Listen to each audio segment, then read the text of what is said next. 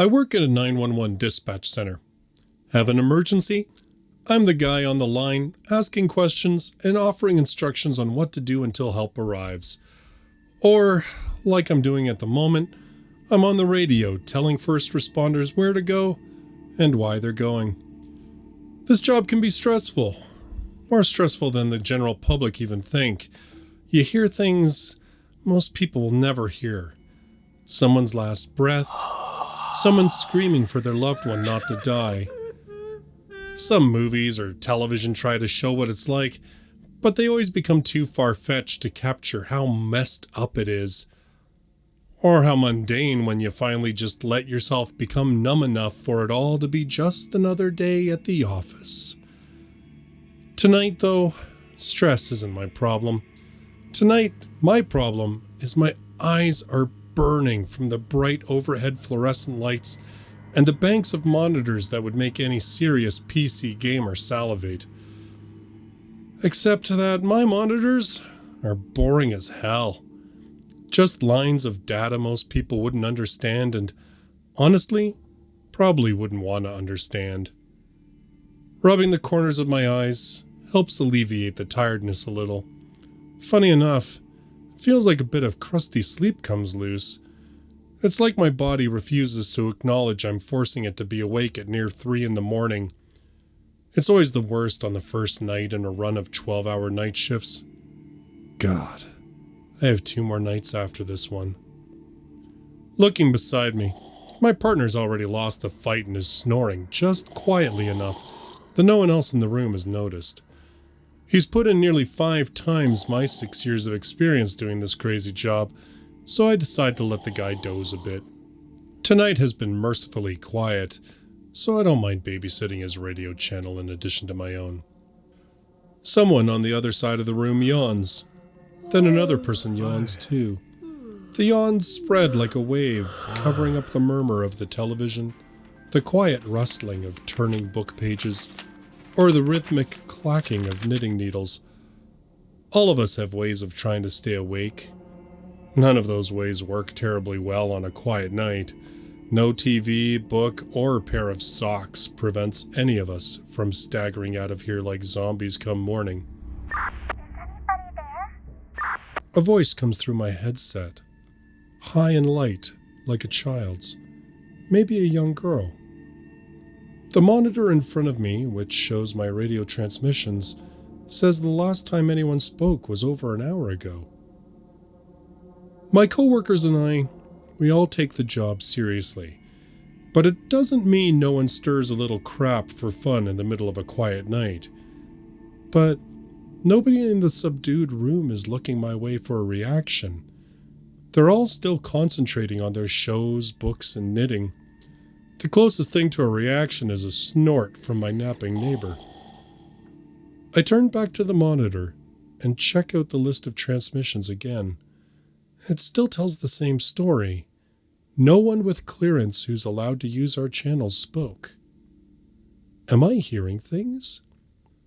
For a second, just a second, I think about asking if anyone else heard something weird through their radio. In the end, though, I just keep it to myself. In this profession, you never want anyone to hear you question your ability to keep your head on straight. In truth, we all get pretty messed up, always fighting the natural rhythms of our bodies, or from listening and responding to the constant calls for help, the seemingly unending drone of pain and misery. But none of us admit it. None of us wants to look weak. It's toxic as hell. Hey, Jimmy. I nudge my neighbor. He coughs and smacks his lips a few times. What? He asks groggily. Can you listen to my channel for a few minutes? I want to grab a drink and something to eat. Until now, he's been as comfortable as possible, leaning back in his chair, arms crossed over his chest. One hand darts forward, grabs hold of his mouse, and clicks several times, making it so he can hear both our channels. As fast as the hand moved, it's back resting on his chest, and his breathing is already, once again, deep and steady. I don't think he even opened his eyes. Damn. Is that what 30 years of experience does to you? Or is it a personal gift? In the change room, I grab a can of salted peanuts from my locker and splash water on my face. I sigh. The face looking back at me from the mirror above the sink looks miserable. My eyes are streaked red, and the color's drained from my face. God, 2 more damp night shifts to go. Before returning to my desk, I get a caffeinated pop from the staff room. Anything happen? I ask Jimmy as I put my headset back on and settle into the uncomfortable chair. Nope. Jimmy's movements to disconnect my channel are just as quick and precise as before. This time, I pay more attention. He actually never opened his eyes. Shaking my head to myself, I can't decide whether I'm relieved or more worried that Jimmy heard nothing. The rest of the night drags on. Sunlight finally begins to stream into the room through large windows about an hour before our shift ends. We pull curtains down, hissing like a group of vampires who might turn to dust at the touch of the sun's rays. When the shift finally ends, we all stumble out, not even managing goodbyes. My drive home after a night shift consists of loud, upbeat music, loud enough that the bass shakes my rearview mirror, and stopping for a small drive-through coffee on the way. Hi, have you had your big tips today? It's just enough caffeine to get me home, but not enough to keep me awake. That day, I spend most of my sleep cycle playing a game of hide and seek in some strange, dense, and oppressive forest. I'm desperately searching for someone. Or is it something? Even within the dream, my mind tells me after seemingly hours of seeking, I should know who or what I'm looking for.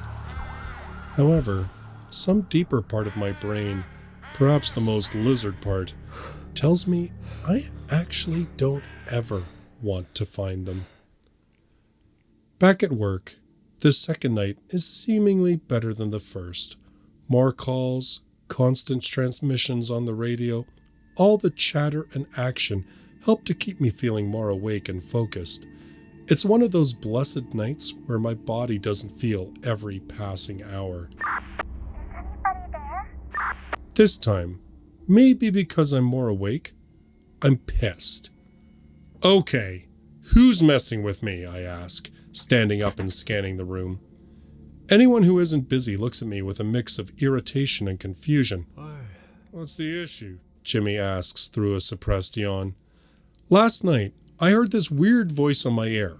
Tonight, the same thing. A glance at the clock shows it's 3 a.m. Was that what time it was last night? But when I check the monitor, there's no transmission record. That means it came from here, internally, right? Jimmy shrugs. It's probably just some bleed through, or someone's hacked the channel. Is that even possible? I look at Jimmy somewhat aghast. Our channels are supposed to be shielded. Jimmy just chuckles. There are hundreds of apps that let people listen to our secure channels. I wouldn't be surprised if a stray transmission was possible. You should file a report in case there's an issue down the road. Everyone else has already turned back to their consoles, TVs, books, or knitting. Yeah, you're probably right, I say. Been doing this a long time, kid. Weirder things have happened. Trust me. I settle back into my chair. He might sleep half the time, but Jimmy still has way more years experience than most anyone here. If he says it's nothing, that's most likely the case. Before writing the report, I check back over the recordings of my radio channel from last night and tonight, but I find nothing. Still, Jimmy's right. What if this means someone can transmit on our channel? That could be a huge issue. I write the report, but after some thought, decide to leave out that the voice sounded like a child. Night 3, my final shift before 4 days off. By the time I reach this third night, my body has adjusted enough that I feel almost normal. Though tonight definitely is not one of those nights. I feel extremely far from normal. During the day, instead of a decent sleep, I woke up nearly every damn hour in a sweat. Unlike the day before, though, I can't recall what dreams I had, but I can't shake the feeling I was the one being hunted. "You feeling okay?" Jimmy asks, looking up at me as I roughly push past him to my workspace. I give him a response equal to his own typical late-night grunts. "Bad sleep day, huh?" I shoot him a glance that I hope all in one glare reads, "Stop talking, be quiet, and just let me do my freaking job." He's not wrong about any of it, but that doesn't mean I want to talk about it or have someone who can dispatch emergency services in his sleep psychoanalyze me. Jimmy looks about to speak, stops himself, and nods. Guess my expression worked. I go through the motions. Listen, reply, type, call an ambulance, give them instructions, type, 10-4, copy, over, short, and most definitely lacking in sweet. Just get through the night, get some sleep, try to live like a normal person for a few days, and repeat. Maybe someday I'll actually get to be human again. Anybody there? God damn it, I curse under my breath. Bleed through, channel hijacking, I don't care. I'm over it. "Yeah, someone is here. Get off this channel," I reply. Who's there? The girlish voice asks. For a moment, I'm taken aback. I realize part of me was thinking this was just a recording. Every time has sounded identical. "This is an emergency dispatch center. You're not allowed to be on this channel." Where are you? I tell her the county we serve and say again that she needs to stop talking on this channel. Where is that? Jesus, what is this? 20 questions for show and tell? Still, maybe a kid doesn't know counties. Instead, I tell her the city where we're located. "You need to stop being on this channel. You will get in trouble, like police trouble." So far, my telling her to stop using our channel has meant nothing. She just keeps plowing ahead with her questions. I hope throwing out the police will get through. Okay. I'll come see you instead. She says. I sink in my chair, like a puppet who's had a knife slashed through its strings. All my building anger and annoyance escapes with a loud, outward gush of my breath. My arms ripple with goosebumps, the hair standing so on end I can feel it pushing against my sleeves.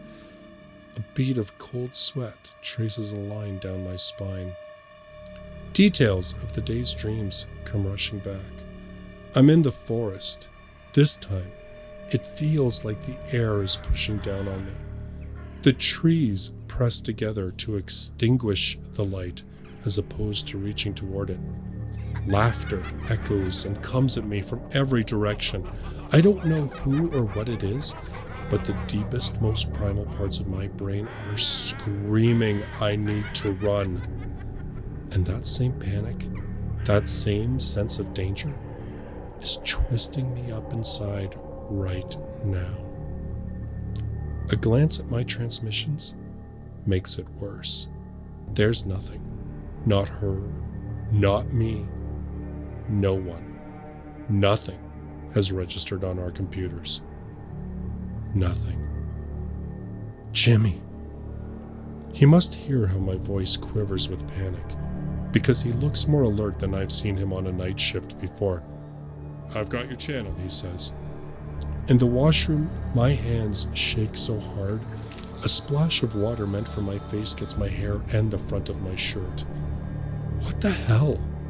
What is happening to me? I'm shaking. I need to go home. I try to compose myself and tell my supervisor. My forehead is beaded with sweat and my voice is rough. Okay, she says after taking a quick glance at my face. She obviously needs no more of an excuse, given how pale I am and how sunken my eyes appear. The effort to not run out looking like I'm insane is near painful. As I pass, I hear Jimmy say, "That's weird. Did anyone else?" I don't stay to hear the rest. I can't. It feels too dangerous to stay inside there another second. Out in the dark parking lot, shaking and almost crying, I sit in my car for a few minutes, not yet feeling okay enough to turn it on.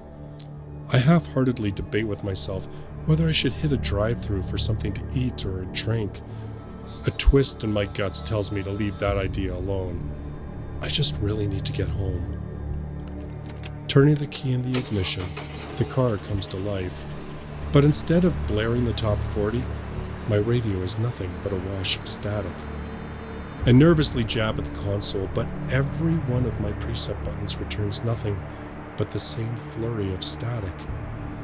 I go to press the power button, but my finger stops an inch away. I suddenly feel as if I'm miles underwater, pressure all around me, my ears deaf to anything but the loud hiss of the static.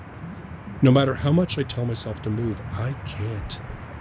My mind is screaming, trying to force any part of me to break free.